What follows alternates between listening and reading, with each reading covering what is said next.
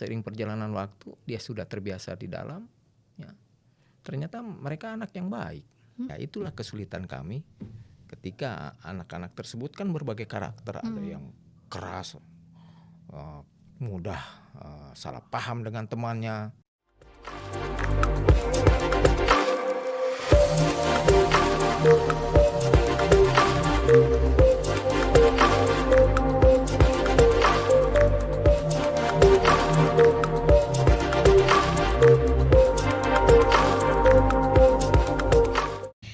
Halo Sobat Gemar, kembali lagi di program Gemar Inspirasi. Kali ini podcast kita kedatangan Bapak Rahnianto, Kepala LPKA Kelas 1 Tangerang. Terima kasih Bapak atas Terima kasih, waktunya. sama-sama.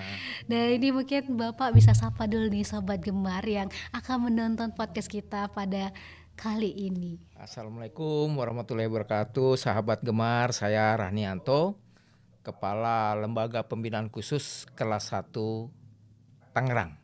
Wah, jadi kita akan membahas tentang anak binaan ya Pak. iya. Pastinya teman-teman kita tidak boleh negative thinking dengan Oke. anak-anak binaan karena masih ada masa depan untuk anak binaan. iya. Dan itu yang akan kita bahas pada Oke. podcast kali ini Iya, ya iya. Pak. Pastinya teman-teman kali ini podcastnya akan dipandu sama saya sendiri Kartika Rahmadana selaku host Gemar. Nah Pak, kalau misalkan kita ngomongin anak binaan gitu ya. Bagaimana sih Pak keseharian anak di lapas sendiri dan apa sih peran dari Bapak dan Ibu di lapas untuk anak-anak ini Pak? Oke, perlu diketahui sebelumnya bahwa anak-anak yang berada di dalam lembaga pembinaan khusus anak adalah mereka yang bermasalah hukum. Secara hukum dinyatakan bersalah yang bersangkutan melanggar hukum yang berlaku di tanah air ini, sehingga mereka ditempatkan di lembaga pembinaan khusus anak. Ya. Kemudian peran apa sih kami ini? Yaitu negara kan tidak boleh membuat warga negaranya, apalagi ini anak generasi penerus bangsa, lebih buruk dari sebelumnya. Maka itu kewenangan atau kewenangan dari pemerintah untuk memberikan tugas kepada LPKA, yaitu memberikan bimbingan, pembinaan, pendidikan kepada anak-anak yang bermasalah hukum. Agar kenapa? Agar mereka memahami kesalahannya, kemudian memperbaiki diri, diharapkan ya ketika bebas bisa mengimplementasikan apa yang diberikan di dalam LPK, kemudian menjadi manusia yang bermanfaat ya. Bermanfaat bagi dirinya, bermanfaat bagi keluarganya, orang tuanya, masyarakatnya, bahkan mungkin bagi bangsa dan negara. Kemudian apa sih aktivitas di dalam? Iya. Perlu diketahui bahwa aktivitas mereka itu dari pagi sampai sore padat. Ya, padat. Dari bangun pagi mereka sudah disuruh sholat ya, subuh di kamarnya masing-masing, kemudian bersih-bersih, kemudian bersihkan badan, maksudnya bersih-bersih dalam lingkungan kamarnya, kemudian bersih-bersih badannya mereka, kemudian makan bersama-sama, sarapan makan bersama-sama dengan diiringi doa ya. Kemudian setelah itu mereka jam 7:30 apel pagi. Apel pagi nanti dipimpin oleh petugas piket. Kadang juga sering saya juga yang mengambil apel untuk memberikan pencerahan, arahan, bimbingan kepada mereka. Karena saya selaku pimpinan tidak mungkin, tidak boleh ya bosan-bosan untuk memberikan arahan bimbingan kepada anak-anak. Sesering mungkin itu hal yang wajib bagi saya selaku orang tua mereka. Kemudian setelah apel pagi mereka mengikuti pendidikan formal ya. Pendidikan formal ya, kalau yang SD ya SD, yang SMK masuk ke ruangan SMK, yang kemudian yang SMP juga masuk ke ruangan SMP dengan dididik oleh guru-guru ya. Selama ini sih kebanyakan guru-guru internal ya, guru-guru pegawai itu sendiri, dan ada juga guru-guru eksternal yaitu guru-guru dari luar yang memang kita berikan honor dari Diknas juga ada ya. Kemudian setelah melakukan pendidikan, mereka persiapan untuk makan siang. Makan siang pun sama-sama ya sekitar jam 12, jam setengah 1. Nah kemudian setelah itu mereka wajib sholat berjamaah untuk sholat duhur. Wajib. Segala aktivitas dihentikan. Ya. Walaupun belum selesai dihentikan, mereka harus sholat berjamaah, sholat asar. Setelah sholat asar mereka diberikan kesempatan untuk istirahat di kamarnya masing-masing. Nanti kemudian sore harinya aktivitas kembali. Kita buka lagi jam 3 ya. Aktivitas kembali mereka untuk olahraga. Yang hobi olahraga ada tersedia futsal, ada pingpong, kemudian ada bulu tangkis, ada juga skateboard, ada juga basket. Nah, mereka masing-masing punya aktivitas sendiri-sendiri. Kalau sore hari itu aktivitas semacam ekstrakurikuler lah untuk mereka. Yang hobi musik ada musik, terus kemudian ada juga kepramukaan. Jadi mereka kegiatannya sangat padat ya. Karena agar mereka diisi dengan waktu yang sangat padat sehingga mereka ketika nanti bebas mereka sudah terbiasa dengan hal-hal yang positif dari pagi sampai sore kan gitu. Tidak berpikir lagi ke hal-hal yang negatif apalagi melanggar hukum seperti itu. Kemudian tanggung jawab apa kami ini? Yaitu memberikan bimbingan, pembinaan, pendidikan kepada mereka agar mereka menjadi manusia yang tentunya berguna bagi dirinya, bagi masyarakat, bagi keluarganya, bangsa dan negara. Wah, itu keren banget nih. Ternyata aktivitasnya padat banget ya, Pak. Padat banget. Padat banget, dan itu pembentukan karakter juga terhadap anak lapas ya, Pak. Oh iya, ketika dikeluarkan nih dari kamar, saya tambahkan, dikeluarkan dari kamar ya karena sudah istirahat. Pada saat asar, sholat asar ya, mereka berbondong-bondong wajib ke masjid untuk sholat berjamaah asar. Ya, di sela-sela itu juga sebelum sholat duhur ada juga pembinaan mental agama ya. Yang Kristen juga setelah pendidikan ada setiap kurun waktu seminggu, kalau nggak salah 2 atau 3 hari ya, dua kali dalam seminggu itu pembinaan agama Kristen. Nah kalau yang agama Islam hampir tiap hari ada pembinaan bimbingan mental agama Islam sebelum sholat duhur, baik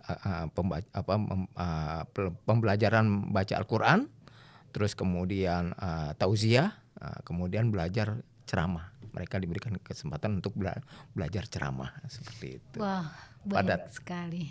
Padat. Saya jadi penasaran. Ya, boleh nanti sekali-sekali jalan-jalan ke LPKA Tangerang. Boleh banget nih, Pak. Nah, tapi Pak, itu dari semua penjelasan Bapak tadi, saya ngerasa LPKA ini benar-benar berperan penting sekali untuk menyiapkan anak-anak binaan ini, semoga dia setelah lepas menjadi pribadi yang lebih baik lagi gitu ya. Tapi kalau misalkan kita lihat biasanya Pak, apa sih yang menyebabkan banyak anak-anak yang masuk ke lapas gitu? Selain kalau misalkan tadi kan dia mendapatkan pembinaan, tapi kalau misalkan kita lihat apa sih problem sebenarnya, mungkin teman-teman di luar sana yang belum paham gitu Pak. Secara statistik, semenjak saya baru melaksanakan tugas sebagai kepala LPKA kelas 1 Tangerang, itu mengalami peningkatan hunian ya. Semula hanya 110, saat ini sudah 130-an orang ya. Ada apa sebenarnya itu? Nah, kita coba tarik ulur ke belakang bahwa kita sebagai manusia secara lahir ya, ketika lahir punya karakter masing-masing. Ada yang pendiam, ada yang pemberani, ada yang pemalu, ada yang karakternya kuat, ada yang sabar, ada yang tidak sabar. Seiring perjalanan waktu dipengaruhi oleh lingkungan. Lingkunganlah yang banyak mempengaruhi karakter tersebut ya. Kalau biasanya kalau anak yang sabar, kadang-kadang mereka aman, bebas. Nah, anak-anak yang punya punya karakter yang kuat, dia ingin di lingkungannya menjadi manusia, sosok yang diperhitungkan kan gitu kan. Kemudian juga egonya kan. Sehingga ketika anak yang memiliki karakter tersebut mudah dipengaruhi oleh lingkungan. Ketika anak tersebut pada lingkungan misalnya kelompok lingkungan yang rentan tawuran, pasti dia akan terpengaruh. Ketika kelompok lingkungan masyarakatnya itu kelompok masyarakatnya pengguna narkoba, pasti ikut tergoda. Ya karena sebagai jiwa anak-anak ini, mereka ini masih labil, ya. Dia ingin mencari tahu jati dirinya itu mau kemana gitu, sehingga mudah terpengaruh oleh lingkungan. Inilah yang mempengaruhi kenapa anak-anak sekarang ini mudah sekali terjerumus dalam hal-hal pelanggaran hukum, ya seperti itu. Lingkungan ini yang mempengaruhi mereka. Ya, contoh saja seperti saya dulu nih, ketika saya masih remaja, ya kumpul-kumpul dengan anak-anak gengnya saya lah. Ya waktu itu kan, ya seperti biasa minum-minum. Waktu itu saya ingat yang keren-kerennya dulu Manson vodka kan gitu. Ya nggak enak dong, saya nggak ikut minum kan, karena udah nongkrong situ, alah ya minum. Nah, tapi syukur alhamdulillah saya tidak tergoda karena merokok, karena memang saya tidak merokok. Ya, karena saya juga memang karakternya mungkin karakter yang sabar dan tidak mudah terpengaruh gitu ya. Teman-teman udah pada dulu istilahnya gele, ya gele itu ganja dicampur dengan rokok, nah gele. Ya syukur alhamdulillah saya tidak terpengaruh dengan ngisap gele. Kalau minum iya gitu. Ya itulah, karena ketika kita masih anak-anak ya, umur-umur rawan terpengaruh, ya seperti itu, nggak enak dengan temannya, ikut, ya, seperti itu. Kalau ke lingkungan di mana lingkungannya itu banyak yang memakai narkoba, pasti dia ikut. Nah, makanya ketika misalnya lingkungan masyarakatnya ke religi, ya sering masjid, dia ikut ke masjid, pasti dia posisinya aman untuk melanggar hukum. Jadi dipengaruhi oleh faktor lingkungan. Kenapa anak-anak itu banyak yang saat ini ya banyak yang melanggar hukum. Nah, seperti itu. Ini keren sekali. Jadi kita sebagai orang tua pun juga harus memperhatikan. Ya jelas, pengaruhnya sangat besar tuh orang tua. Jadi mereka itu sebenarnya tidak sadar kalau yang dia lakukan itu melanggar hukum. Nah, karena kenapa? Karena peran serta orang tua, masyarakat, ya masyarakat lingkungannya tidak ikut membina, memberikan arahan kepada mereka, ya, sehingga mereka terkesan arogan, ya, semau gue. Nah orang tuanya juga membiarkan pulang malam ya nggak apa-apa kan gitu. Ya dulu termasuk saya pulang malam kan gitu, kadang pulang pagi kan. Ya untungnya saya tidak terjerumus yang lebih mendalam seperti itu. Ini pengetahuannya sangat luar biasa. Tapi gini Pak, tadi kan Bapak sempat bilang juga masalah pendidikannya, kan dengan semua jadwalnya yang padat ya dari pagi sampai sore, yang dia mendapatkan tetap pendidikan di dalam lapas gitu. Dan waktu itu saya juga pernah datang ke lapas, lapas Bapak. Waktu itu lagi launching buku Surat Kepada Bintang gitu kan. Saya kaget pertama kali datang, ternyata ada sekolah di dalam sini. Oh ada. Itu saya benar-benar kayak wah, ada sekolah ternyata gitu. Tapi kan tadi Bapak bilang ada yang SD, SMP, benar-benar ada yang SD juga Pak berarti? Ada. Jadi perlu diketahui bahwa yang SD ini ketika masuk mereka belum sama sekali mengecap pendidikan. SD pun belum pernah. Maka berkewajiban ketika mereka masuk ke dalam, berkewajiban mereka ikut pendidikan. Sekalipun saat waktu masuk dia belum pernah mengalami pendidikan, maka kita masukkan ke SD. Bahkan ada beberapa yang belum bisa membaca. Ya, nah, tanggung jawab kami ya karena pengejawantahan tugas dari negara, ya maka itu kewajiban kami memberikan pendidikan. Nah, perlu diketahui bahwa pendidikan tersebut nanti berijazahnya ijazah nasional. Ijazah nasional yang mungkin saja bisa bermanfaat ketika mereka bebas. Misalnya yang lulus SMK, ijazah tersebut bisa digunakan untuk mencari pekerjaan. Nah kalau SMP bisa melanjutkan ke SMK, yang SD juga bisa melanjutkan ke SMP, seperti itu. Ya kalau memang ada orang tuanya yang memiliki ekonomi yang agak longgar ya, mampu seperti itu, ya mungkin lepas daripada dari LPKA, lulus SMK, dia bisa melanjutkan ke perguruan tinggi, seperti itu. Jadi walaupun anak-anak masuk ke dalam lapas, tapi masa depan mereka pasti tetap cemerlang ya Oh Pak. iya. Karena keterampilan pendidikan Iya. masih diajarkan di dalam Oh iya. situ. Iya. Dan saya juga kaget, itu bahkan masalah religi, masalah keagamaan juga Iya. sangat ditekankan ya, Iya. sampai sholat berjamaah. Iya, wajib itu mereka. Wah, tapi pasti pembinaannya perlu ekstra sabar juga ya Pak. Maksudnya apalagi nih untuk anak-anak gitu kan, pasti secara emosional tadi Bapak bilang kan juga ya kedewasaannya lah gitu ya Pak. Pasti belum bisa kita terlalu memaksakan untuk pembinaan Iya, ya Pak. iya. Ya, memang kita memberikan pelayanan kepada mereka dengan sentuhan rasa, sentuhan sebagai orang tua kepada anaknya. Ya tentunya harus sabar karena berbagai karakter anak-anak itu tertumpu semua di situ di LPKA gitu kan. Nah, jadi kita harus sabar. Ada yang anak kemampuannya di bawah rata-rata ya. Diajar belajar membaca sulit sekali. Tapi kan tidak mungkin kita sebagai petugas, alah bosan udah biarin lah, nggak usah. Nggak bisa seperti itu. Tetap kita bimbing sampai dia bisa membaca. Ya itulah kesulitan kami ketika anak-anak tersebut kan berbagai karakter. Ada yang keras, mudah salah paham dengan temannya, ya kan, namanya anak-anak kadang-kadang misalnya berkelahi, ya kita sebagai petugas tidak boleh memberikan hukuman kepada mereka walaupun mereka melanggar disiplin di dalam, melanggar aturan di dalam. Misalnya berkelahi kan memang melanggar. Apa sih hukuman disiplinnya? Bukan dalam bentuk fisik, tapi hukumannya itu dalam nuansa juga, nuansa pendidikan.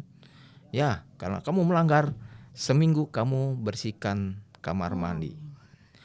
Selama seminggu kamu cari puntung rokok sekeliling LP atau sampah-sampah dalam LP. Jadi hukuman disiplinnya adalah hukuman yang bernuansa pendidikan. Seperti itu, bukan dalam hukuman fisik. Karena memang aturan dalam SPPA, sistem peradilan pidana anak, seperti itu kita diatur. Ini keren banget, ini pengetahuannya sangat luar biasa ini. Saya jadi kegambar kalau misalkan anak-anak binaan tuh benar-benar diperhatikan banget. Oh iya. Sangat diperhatikan. Saya waktu itu kepengen banget sebenarnya mau lihat lebih dekat gitu kan, tapi karena lagi acara waktu itu jadi belum bisa gitu. Jadi saya penasaran juga kayak wah tempat tinggalnya seperti apa gitu. Ternyata ada. Saya tuh penasaran banget karena kan di sebelah kantor Bapak tuh langsung sekolah, benar-benar ada tulisan. Terus saya kaget kayak wah ternyata sekolah gitu. Dan bahkan ada banyak sekali pemberian keterampilan ya Pak. Oh ada. Nah biasanya itu apa aja Pak? Bahkan kan waktu itu ada pas waktu acara peluncuran ada main angklung gitu. Saya langsung kayak wah keterampilan musik pun juga diajarkan di dalam sini. Jadi perlu diketahui bahwa konteks daripada pembinaan itu ada dua. Pembinaan kemandirian, pembinaan kepribadian, yaitu pemberian pendidikan formal, kemudian mental agama, pencerahan-pencerahan, motivasi kepada mereka agar mereka tergugah untuk berubah ya. Itu pembinaan kepribadian. Pembinaan kemandirian yaitu memberikan keterampilan kepada mereka. Diharapkan keterampilan tersebut bisa bermanfaat ketika mereka bebas diimplementasikan. Nah, kemudian apa sih kegiatan keterampilan yang ada di LPKA kelas 1 Tangerang? Yaitu satu, kita bekerja sama dengan Honda Hahas ya, memberikan keterampilan servis motor. Jadi banyak motor itu yang siap untuk di overhandle, artinya untuk sarana keterampilan mereka di LPK sana ada banyak motor ya. Kemudian pangkas rambut. Wah itu juga dipelajarin Pak. Iya, keren banget. Pangkas rambut. kemudian pijat refleksi. Nah kalau untuk perempuan itu menjahit dan tata boga ya. Kesemuanya itu ada sertifikat. Sertifikat ya. Sertifikat itu yang nanti bisa digunakan ketika mereka bebas. Bisa juga kalau pas pangkas rambut buka sendiri. Karena itu kan modalnya nggak terlalu mahal ya. Yang penting ada tempat, biar di rumahnya sendiri dia buka pangkas rambutnya kan. Nah, itu bisa gitu. Jadi memang banyak keterampilan ya. Sebenarnya lebih banyak lebih bagus ya. Cuma mengingat area kami yang sangat terbatas sehingga yang baru kali itu ya baru itu saja yang bisa kita laksanakan keterampilan servis motor, pangkas rambut, menjahit, pijat refleksi, tata boga. Dan itu pun menurut saya sudah sangat luar biasa Bapak untuk membina anak-anak gitu kan. Karena kebentukan kemandirian, keterampilan mereka bahwa mereka walaupun di lapas mereka punya banyak sekali. Karena keterampilan pun kalau nggak di lapas pun juga bayar, tapi di lapas pun diberikan fasilitas. Dalam waktu dekat juga kami akan memberikan keterampilan salon, untuk penghuni wanitanya, anak binaan wanita, gitu. Nah itu keren banget. Itu berarti Bapak banyak kerjasama juga ya Pak dengan. Ya, karena memang LPKA dalam mengemban tugas tanggung jawab dari negara itu tidak bisa sendiri. Peran serta stakeholder sangat-sangat dibutuhkan untuk mendukung terlaksananya program pembinaan kepada anak. Berarti kalau misalkan ada komunitas atau teman-teman di sini yang juga tertarik itu juga bisa ya Pak? Sangat sekali, sangat terbuka bagi kami. Bahkan itu memang tujuan kami untuk menjaring stakeholder ya, agar bisa membantu kami dalam pelaksanaan tugas tersebut ya. Nih, ini teman-teman Sobat Gemar yang mungkin nonton podcast ini yang tertarik untuk melihat kehidupan anak lapas dan memberikan motivasi ataupun ada keahlian untuk anak lapas. Ini keren banget karena pasti kita ngerasa bahagia kalau misalnya kita berdampak. Saya di awal Bapak tadi opening, Bapak selalu bilang kayak saya sering juga untuk memberikan arahan untuk apel gitu. Karena saya juga menganggap saya sebagai orang tua. Itu saya udah di awal saya ngerasa wah, Bapak di awal udah bilang Bapak orang tua loh untuk anak-anak lapas. Jadi saya ngerasa bahwa Bapak punya hati yang luar biasa untuk anak-anak lapas gitu. Bapak maksudnya kebanyakan orang akan judge anak lapas gitu kan, tapi di sini dari awal podcast saya ngerasa bahwa ada banyak sekali kebaikan yang tercipta gitu. Itu keren banget nih. Tapi kalau misalkan untuk masuk ke lapas gitu Bapak, ini kan pasti anak-anak apalagi nih anak-anak gitu secara mental pasti belum tentu stabil gitu. Gimana sih Pak kondisi anak lapas ketika pertama kali mereka masuk? Pada umumnya mereka kan belum tahu apa sih LPKA. Ya kan?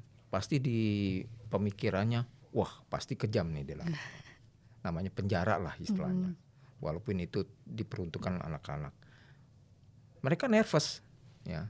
Rata-rata mereka itu awal mulanya stres gitu kan, apalagi ditempatkan di ruang kamar yang diperuntukkan untuk admisi orientasi. Jadi ruang gerak mereka masih terbatas ya, karena masih masuk dalam awal mereka masuk ya, namanya program admisi orientasi ya, itu di press ya, sehingga itu lambat laun mereka sudah terbiasa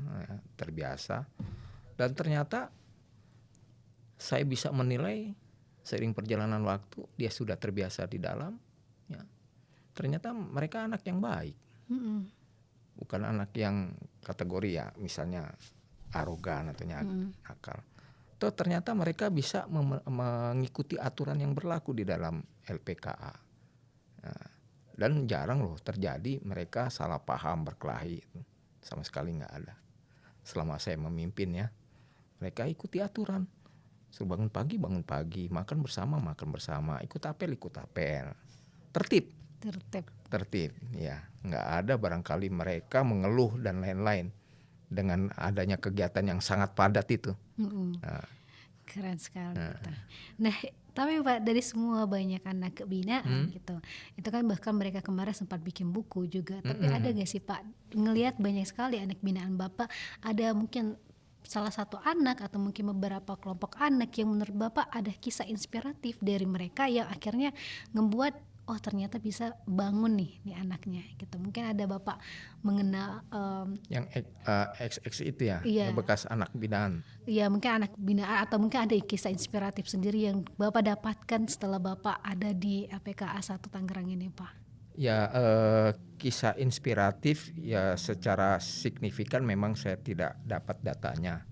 Namun sekitar 3 atau 4 orang XX anak binaan yang kami bina itu ketika keluar ya bisa mengimplementasikan hasil pembinaan itu ya, ada yang jadi satpam, ada yang melanjutkan perkuliahan, ada yang jadi buruh pabrik, ada sempat datang. Nah kemudian ada juga jadi penceramah, nah gitu. Wah, penceramah Pak. Iya. Nah perlu diketahui bahwa ada inovasi kami yang saya ciptakan sendiri ya untuk LPKA untuk mendukung program pembinaan, bimbingan dan arahan kepada anak binaan, yaitu nonton YouTube bersama. Ya. YouTube memang hal yang biasa bagi masyarakat, familiar lah. Semua pasti suka dengan YouTube. Saya sendiri suka dengan YouTube. Sebelum tidur putar YouTube, bangun tidur putar YouTube, ya kan? Tapi ketika pemanfaatannya itu ya diarahkan untuk kepentingan pembinaan, bimbingan dan arahan kepada anak binaan, itu bagian daripada inovasi. Ya, saya putar misalnya terkait dengan nilai-nilai kepahlawanan, nilai-nilai kebangsaan, kita putar tentang wawasan Nusantara, ya. Kemudian kita putar bahaya narkoba, kita putar kisi-kisi tentang kesehatan, kita putar tentang kisah-kisah inspiratif mantan-mantan napi, ya. Kita putar supaya mereka tergugah, oh itu bekas napi bisa berhasil, bisa hebat, bisa menjadi manusia yang hebat seperti itu. Nah itu saya putar melalui YouTube. Kalau kita mendatangkan kan mahal. Iya. Terus mengingat waktu juga, misalnya minta bantuan pencerahan bahaya tentang narkoba, kita minta tolong narasumber dari BNPT melalui surat lah apa ada macam-macam, kita putar aja itu. Itu narasumbernya yang di YouTube itu bukan kacang-kacang loh, ya jenderal-jenderal, kita putar gitu. Tentang nilai-nilai kepahlawan kita putar. Nah, kadang kita putar film juga untuk hiburan mereka kan gitu, film action lah. Iya, wah seru juga ya. Gitu. Nonton bioskop jadinya Pak. Iya. Nah, ini keren banget nih Pak. Tapi saya penasaran juga nih Pak. Tapi kalau misalkan hubungan antara anak lapas dan keluarganya itu masih terjalin gitu ya Pak? Oh sangat masih terjalin. Kita membuka kesempatan besukan ya, agar anak binaan bisa berinteraksi secara langsung kepada keluarganya, orang tuanya, yaitu dari hari Senin sampai Kamis. Karena kalau hari Jumat ada namanya program baca bersama, itu dari bantuan dari perpustakaan keliling. Jadi hari Jumat tidak dibuka untuk kunjungan, hari Sabtu pun demikian. Jadi dari hari Senin hari Kamis sampai hari Kamis. Kemudian kita juga memberikan kesempatan mereka untuk berkomunikasi walaupun tidak secara langsung, tapi melalui video call atau telepon. Itu secara gratis kami memberikan pelayanan kepada mereka, gratis. Ya, jadi tapi bergantian. Gitu. Jangan itu saya bergantian. ada itunya, jadwalnya seperti itu kepada mereka. Karena orang tuanya tidak mungkin datang, bisa berkomunikasi langsung melalui video call. Kami berikan secara gratis. Tapi berarti peran keluarga untuk melakukan rehabilitasi terhadap anak binaan itu sangat besar ya Pak? Peran orang tua itu sebenarnya yang justru sangat mempengaruhi. ya, perubahan sikap kepada anak-anak. Kalau kami kan hanya sarana pembentukan karakter atau mental menjadi manusia yang baik adalah keluarganya, orang tuanya. Ya, kita sebatas lingkungan di dalam LPKA. Ketika mereka bebas, ya kita sudah nggak tahu lagi sepak terjang mereka, maka orang tualah yang jadi ininya, yang bisa membentuk perubahan karakter kepada mereka ketika mereka sudah di luar, bisa membimbingnya, kemudian bisa mendampingi, agar tidak terjerumus lagi mereka ke pelanggaran hukum. Ya. Tapi sejauh ini secara matriks atau statistik, ya, mungkin hampir nggak ada tuh anak binaan, ya, ketika bebas melakukan pelanggaran ini masuk lagi. Nggak ada selama ini. Udah langsung tersadarkan. Iya, ya, Pak. iya. Selama ini memang tidak ada. Ya, data dari Dirjen Pas pun mungkin 0,0 berapa persen aja yang hampir tidak ada lah istilahnya kalau anak binaan ketika sudah bebas melakukan pelanggaran lagi masuk lagi, enggak. Tapi kadang-kadang kan anak binaan ini Pak, kalau misalkan dia keluar dari lapas, mungkin tanggapan masyarakat tentang dia gitu kan juga ada. Ya mungkin masyarakat kita bisa edukasi juga ya Pak, jangan menilai bahwa anak yang keluar dari lapas itu akan selalu negatif, karena mereka juga sudah dilakukan pembinaan. Mungkin apa sih Pak harapan Bapak terhadap masyarakat juga, ada mungkin teman-teman dari anak lapas ini sendiri?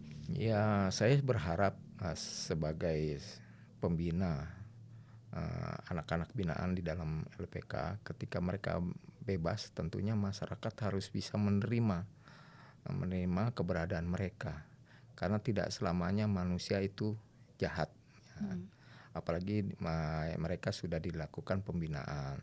Justru masyarakat itulah yang harus bisa membantu mendampingi mereka agar mereka jangan kembali lagi ke pelanggaran hukum, diterima dengan baik, kemudian diarahkan, kalau perlu dibantu untuk lapangan pencarian pekerjaan misalnya, seperti itu. Saya berharap seperti itu. Nah sekarang kan dunia sangat terbuka ya, informasi bisa melalui apa saja, melalui YouTube, melalui internet dan lain-lain, terkait dengan perlakuan terhadap anak binaan, ya, atau narapidana ketika di dalam lapas seperti apa sepak terjangnya, pasti masyarakat sekarang kan sudah tahu.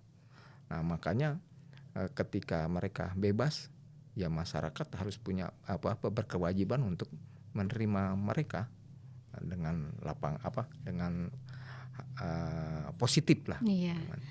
Tapi dari podcast ini juga Sobat Gemar dan masyarakat semuanya bisa paham kalau misalkan anak lapas, kalau misalkan udah dibina oleh LPKA pasti sudah memiliki keterampilan dan juga sudah dibina baik itu secara religi, keterampilan, pendidikan, itu semua terpenuhi ya Pak. Jadi bisa dibilang kayak kalau misalkan anak lapas sudah keluar dari LPKA itu pasti sudah ada nilai-nilai positif di dalam diri mereka gitu. Jadi makanya kita mengangkat tema kali ini kan anak binaan masih punya masa depan gitu ya Pak.